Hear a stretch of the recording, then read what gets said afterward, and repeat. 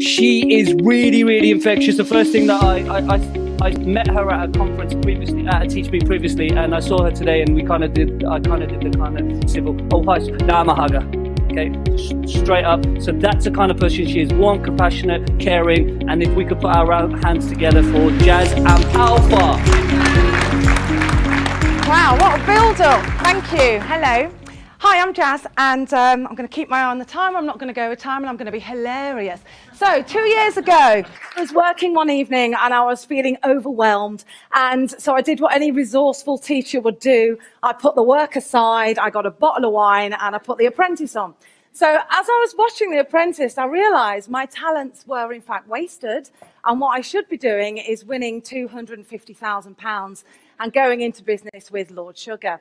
So that's what I did. And that's how I find myself, happily, one of the Apprentice candidates. You can see how happy I am there on the back row, having the time of my life in The Apprentice. Now, I was a huge success on the show, if being a huge success is being fired in the first week.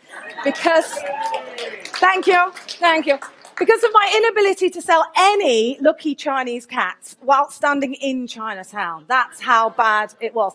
But, you know, when I talk about The Apprentice, people say to me, why did you volunteer to be the team leader in the first task? Have you never seen the show? If you're the team leader in the first task and you lose, you get fired. And my answer to that is, well, first of all, I thought I was going to win. So I thought volunteering was pretty safe. And second of all, I'm actually really comfortable with the possibility of failure. That doesn't mean I want to fail, but I'm not running away from it. And if you're a spectacular teacher in this room tonight, then that's your fault. And I'll tell you why. This is me and my family. Usually I put an arrow to say which one's me, but, you know, it's like spot the odd one out. I'm the good-looking one, obviously. It took 5 adults to make these 6 children, 1 woman, and the rest were guys.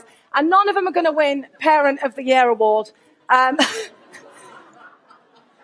Because they're, you know, this family that you see here, this is one of the only photos we have together. Because after being, when we first, sort of my biological mum and my stepdad, the one of four of those kids' dad, when they got together and we moved in with them, it was a horrific tale of abuse. We were beaten within an inch of our lives. It was nothing short of torture. I was in a position where I wanted to die. I was scared for my life every single day, and I knew the true meaning of fear. And while that was going on, I was in school, and I was being encouraged to read books, and I was being encouraged to write stories. And I wasn't interested in any of that because it had no relation to the horror that I wanted. All I wanted to know from school, how do I survive? That was all I was interested in. Now, I was going back home to that every night. Eventually, we were rescued and put into foster care. Don't know if anyone's been in foster care. It's not the nicest place to spend your formative years. It's actually quite a frightening place to be. And by the time I hit year 8, I knew several things about life. I knew I was worthless. I knew that I was a waste of space. I knew that I was dirty, guilty, cheap, and I would never amount to anything. And they weren't things that I thought possibly were true. Them I knew from personal experience. Bear with me, there's a happy ending. I did promise to be hilarious. As you can see, I'm not dead, so it all ended fine. The reason that I am not dead, that I'm not a drug addict, that I'm not a prostitute, and I've come pretty close to all of those, is because certain people interrupted the trajectory that my life was heading for. They stood in the fire that was my life and stood beside me. And every time I said, I can't, they said, what would it look like if you could? Every time I said, I can't do this anymore, I don't want to do this, I'm not worth it, they said, well, I believe in you, I'm right here. And I can name those people. Mrs. Cook, Mr. Simpson, Mr. Williams, Mrs. Morley, because those people were the teachers who stood beside me and interrupted my trajectory. Mrs. Cook noticed that I wasn't bad at reading, so she put me in charge of reading to smaller children. It was her that made me realize that I was born to be a teacher. That was what I was going to do. I was going to pay it forward.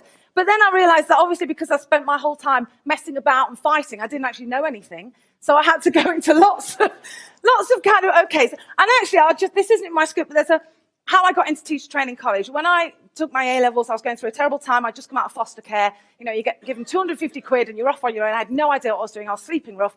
But I knew I wanted to go to university. I knew I wanted to do it. So I'd scraped through with 2 E's. I phoned the first college in Clearing, and I said, oh, hello, my name's Jaz. I got 2 E's. And they said, no, thanks. And I thought, oh, right. So I phoned the next one. It was Aberdeen University. It's a true story.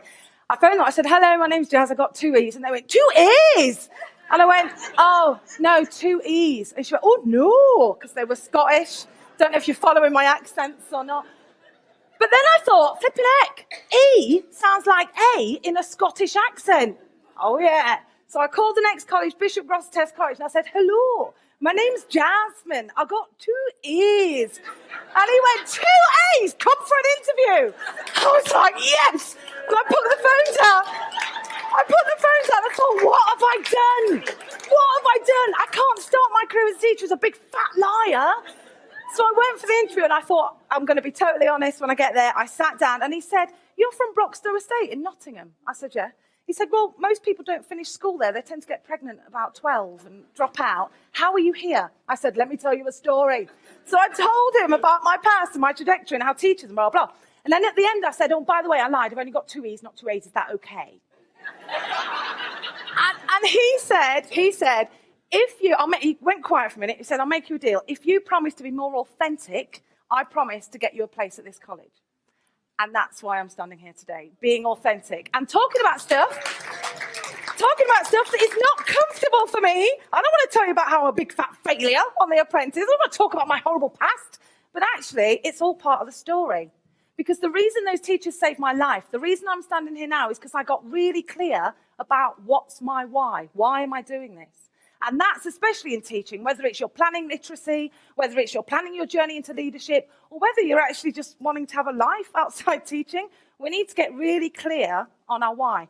So these are the 3 reasons why we don't achieve what we're looking for, why we don't get there. These 3 words, that guy who said, what words do you hear in your students here? What words do you say yourself when you're getting ready, your kids ready for school in the morning? That encouraging talk you give to your children to make them positive, like, get your coat on, put the cap down, get your book bag, all that stuff. So this was my language when I was young. Can't, don't, and won't. And these 3 things are tied into. Can't means you haven't got the skills yet. Not you haven't got the skills, but you haven't got the skills yet. What would it look like if you could? What do you need to turn your can't into a can? Don't is about expectation. And we have this ourselves, don't we? We expect to do well, don't we? We have high expectations. Or is it hope? Because you don't get paid 40 grand a year to hope that your kids do well. Expectation is different to hope, and we need to get on the right side of that. And won't is about mindset and all the fabulous stuff that we talk about in growth mindset. So I've got a question for you. I just want you to put your hands up if you are a success. Hands up so I can see. Okay, that's not very good, because not everyone has their hand up, and the ones who do were too slow. So what I want you to do, obviously the ones who haven't got their hands up are total failures, that's good. So what I want you to do is turn to the person next to you and tell them, because a success is just someone who failed and got back up. Yeah, that's the definition of success. So turn to the person next to you and tell them a time when you had an epic failure, but you didn't die. Go.